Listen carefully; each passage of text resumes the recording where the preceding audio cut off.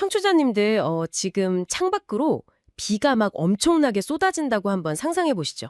네, 아주 장대비가 내리는 상황이네요. 맞아요. 근데 이 상황을 일기로 남기고 싶어서 막 AI한테 입력을 하는 거예요. 오늘 비 많이 왔어? 일기 좀 써줘. 이렇게요. 그럼 뭐 진짜 1초도 안 돼서 결과물이 나오잖아요. 그렇죠. 기가 막히게 매끄러운 문장 10개를 쫙 뽑아낼 겁니다. 문법도 완벽하고 아주 효율적이죠. 네, 아주 훌륭한 장문 비서죠. 그런데 이상하게도 그 글에서 아무런 냄새도 안 나고 뭐랄까 감흥도 없습니다. 우리는 AI가 인간을 대신해서 이렇게 글을 뚝딱뚝딱 찍어내는 걸 너무나 당연하게 여기는 시대에 살고 있잖아요. 그렇죠. 요즘은 어딜 가나 AI 이야기니까요. 그런데 오늘 우리가 깊게 파헤쳐볼 자료를 보면 아주 기묘한 현상이 벌어지고 있어요. 기묘한 현상이요? 네, 평생학 습관에 모인 사람들이 이 최첨단 AI 글쓰기 강좌에서 막 프롬프트 엔지니어링이나 코딩을 배우는 게 아니라요.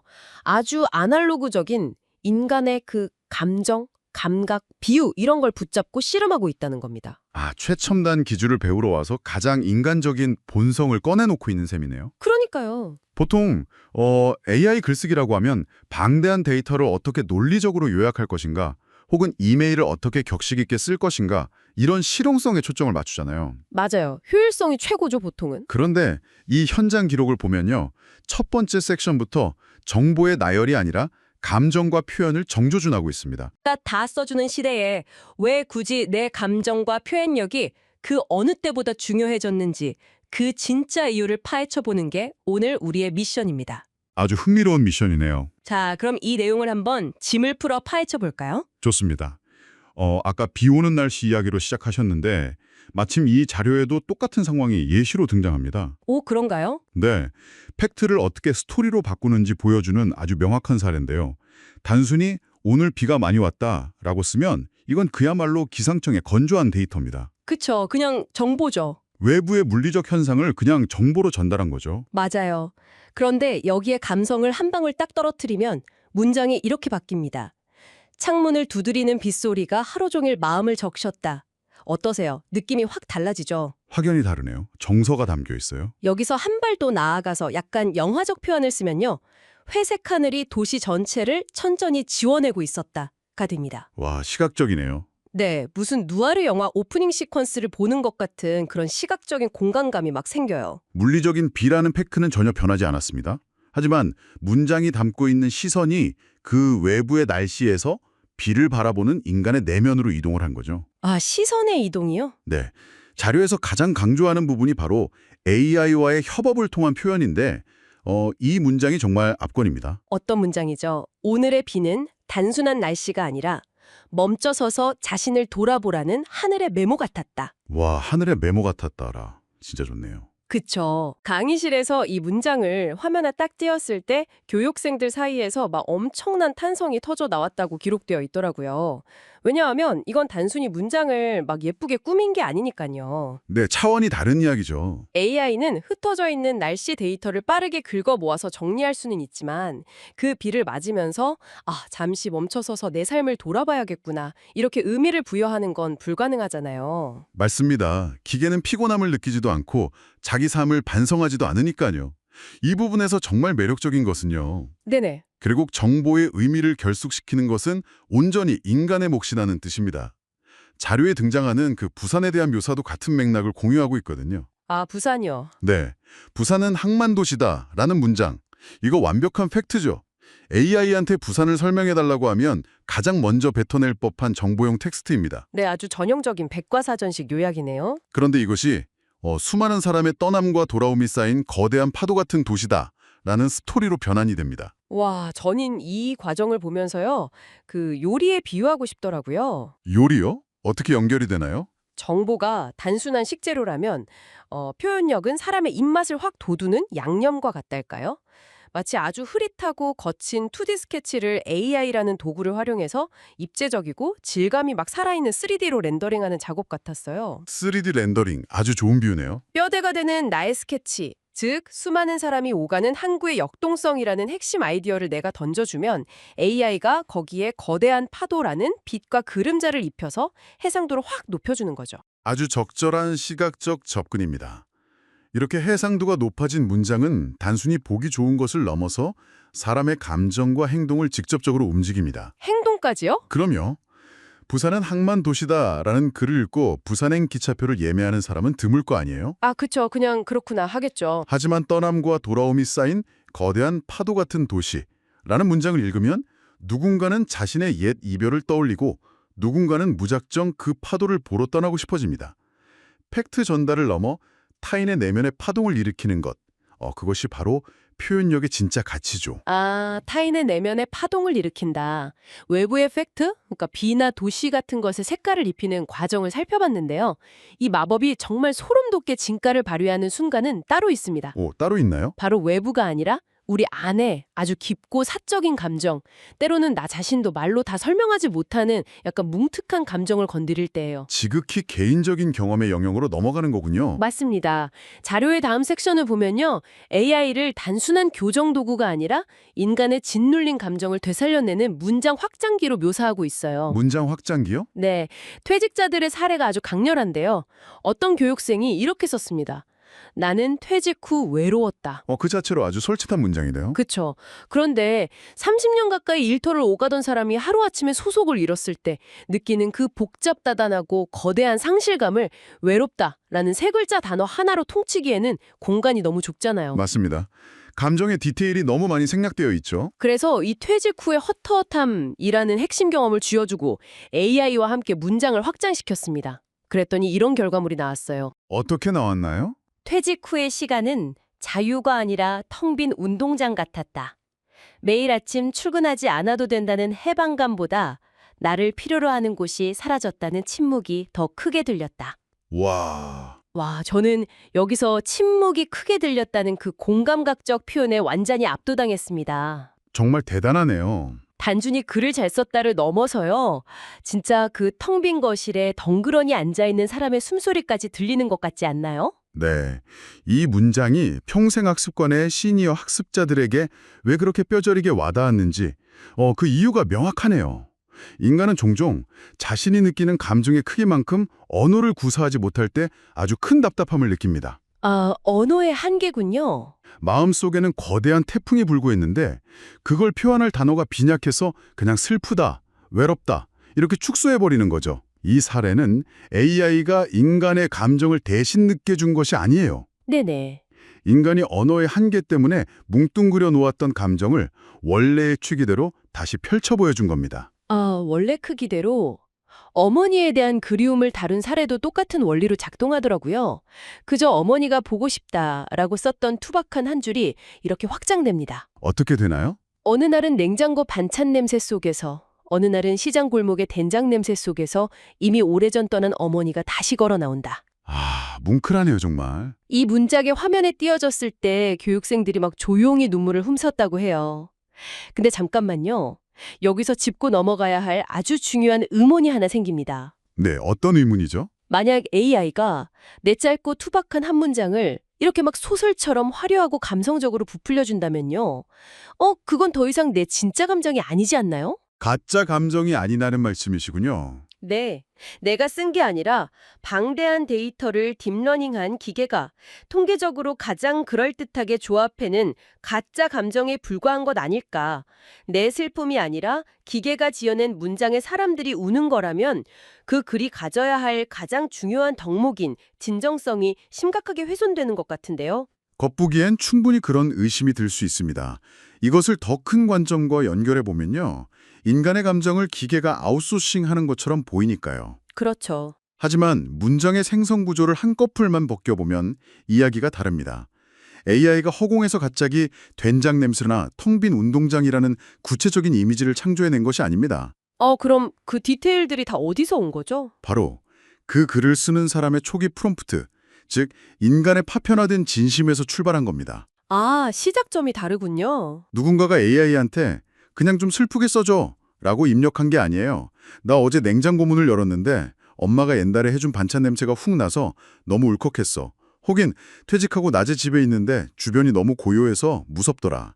이렇게 지극히 사적이고 날 것 그대로의 경험 데이터를 던져준 겁니다. 아, 그러니까 인간이 먼저 자기 기억 속의 특정음 냄새나 공간감을 꺼내서 재료를 주지 않으면 AI는 절대 저런 구체적인 문장을 도출할 수 없다는 거군요. 정확합니다. AI는 감정을 위조하는 게 아니라 렌즈에 초점을 맞춰주는 역할을 하는 겁니다. 렌즈의 초점이요? 내가 분명히 느꼈지만 차마 언어로 다듬어내지 못했던 내 감정의 실체를 AI라는 높은 해상도의 거울을 통해 비로소 또렷하게 마주하는 과정이죠. 그렇기 때문에 진정성을 잃어버리는 것이 아니라 오히려 언어의 장벽에 막혀 잊고 지냈던 내 진짜 마음의 결을 훨씬 더 깊게 탐색하게 되는 겁니다. 감정을 속이는 게 아니라 감정의 해상도를 극한으로 끌어올려주는 거라는 설명. 아주 명쾌하네요. 자, 그럼 여기서 당연히 이런 현실적인 질문이 따라와야 합니다. 우리 청취자님들도 제일 궁금해하실 텐데요. 네. 나는 평생학습관에서 실습기 수업을 듣는 사람도 아니고 전문 작가도 아닌데 당장 내일 회사 기획서 쓰거나 클라이언트랑 미팅할 때 아니면 일상적인 소통에서 이 표현력의 마법을 도대체 어떻게 써먹을 수 있다는 걸까요? 이 자료의 세 번째 파트가 바로 그 부분을 아주 구체적으로 다루고 있습니다. 내 삶을 문장으로 만드는 5가지 원리를 제시하는데요. 5가지 원리요? 이것은 단순히 문학적인 수사를 늘리는 기교가 아닙니다. 우리가 일상과 비즈니스에서 타인과 어떻게 공명하고 어떻게 나 자신을 대체 불가능한 존재로 각인시킬 것인가에 대한 실질적인 전략에 가깝습니다. 아, 전략이군요. 실제로 강좌에서 가장 폭발적인 반응을 얻은 실습이 내 인생 한 문장 바꾸기? 였다고 합니다. 네, 그 부분 저도 인상 깊게 봤습니다. 한 교육생이 자신의 삶을 요약하면서 나는 평범하게 살았다. 라고 썼어요. 사실 우리 대부분이 다들 쳇바퀴 같은 일상을 살다 보니까 특별할 게 없다고 느끼잖아요. 누구나 그렇게 생각하죠. 그런데 이 문장을 AI와 함께 철학적으로 렌더링했더니 이렇게 돌아왔습니다.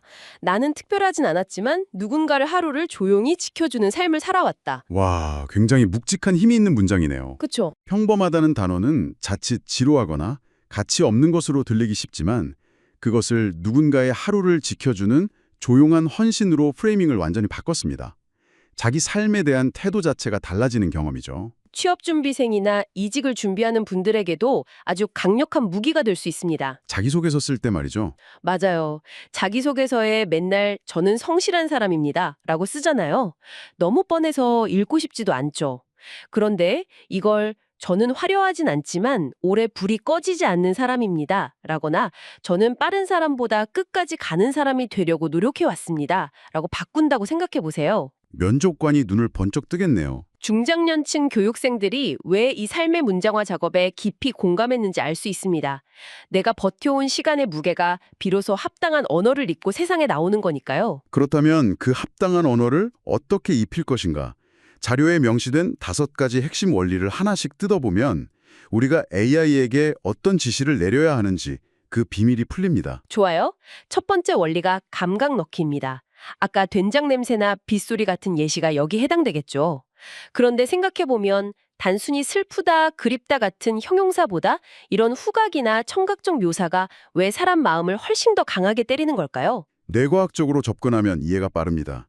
우리의 뇌 구조상 후각 같은 감각 정보는 기억과 감정을 처리하는 변연계로 곧바로 직행합니다. 아, 논리적인 필터를 안 거치는군요. 네, 어머니가 그립다는 정보로 처리되지만 된장 냄새는 그 글을 읽는 사람의 뇌 속에서 자신만의 특정 기억과 공간을 순식간에 복원해버립니다. 와, 해킹 수준이네요. 즉, 독자의 뇌를 직접 해킹하는 가장 빠른 경로가 감각을 동원하는 겁니다. AI가 아무리 발전해도 냄새를 맡을 수는 없습니다. 오직 인간만이 이 감각 데이터를 꺼내어 프롬프트에 넣을 수 있죠. 뇌과학까지 연결되니까 훨씬 와닿네요. 두 번째 원리는 비유쓰기입니다. 이것도 아까 퇴직 후의 공허함을 텅 빈 운동장으로 표현한 것과 연결되는데 추상적인 감정을 구체적인 공간이나 사물로 치환하는 거잖아요. 네, 감정이라는 무형의 것을 독자가 직접 걸어 들어가서 만져볼 수 있는 유형의 공간으로 건축해주는 겁니다. 외로움이라는 단어 밖에서는 독자가 구경꾼에 불과하지만 텅 빈 운동장이라는 공간 안에서는 독자도 덩달아 그 적막함을 몸으로 느끼게 되거든요. 세 번째 원리는 리듬 만들기입니다. 문장의 길고 짧음을 조절해서 호흡을 만든다는 건데 사실 이건 글을 많이 안 써본 사람들에겐 꽤 어려운 기술 아닌가요? 바로 그 지점에서 AI의 기술적 지원이 빛을 발합니다. 인간이 내가 전달하고 싶은 감정의 템포가 좀 빠르고 다급했으면 좋겠어. 혹은 차분하고 묵직하게 가라앉는 느낌을 줘. 라고 호흡의 방향성만 지시해주면요. 방향성만요? 네. 그러면 AI는 수천만 개의 텍스트 패턴을 바탕으로 단문의 연속이나 만연체의 흐름을 기가 막히게 직조해냅니다. 인간이 지휘를 하고 AI가 연주를 하는 셈이죠. 네 번째, 경험 연결은 어떤가요? 내 실제 기억을 끌어와서 글에 뼈대를 세우는 작업인데 저는 이게 방금 말씀하신 그 지휘의 핵심이라고 봅니다. 맞습니다. AI에게 내 구체적인 에피소드를 주지 않으면 결국 뻔하고 어디서 본 듯한 그럴듯한 헛소리만 늘어놓게 되잖아요. 이른바 환각현상, 할루시네이션을 막는 가장 강력한 통제 수단이 바로 나의 고유한 경험인 거네요. 핵심을 짚으셨습니다. AI 모델들은 보편적이고 평균적인 값을 내놓도록 설계되어 있습니다. 그 평균 값의 늪에서 글을 건져 올리는 유일한 밧줄이 바로 개인의 구체적인 경험입니다. 아, 평균값의 늪이요? 어릴 적 아버지가 사오시던 노란 봉투 통닭 같은 극도로 구체적인 경험적 닻을 내려주어야만 글이 허공으로 날아가지 않고 생명력을 얻습니다. 마지막 5번째 원리가 바로 이 모든 것의 활용점정, 대망의 의미 부여입니다. 내 경험, 비유, 감각을 다 버무려서 결국 그래서 이게 내 삶에 혹은 이 글을 읽는 당신에게 무슨 의미인데?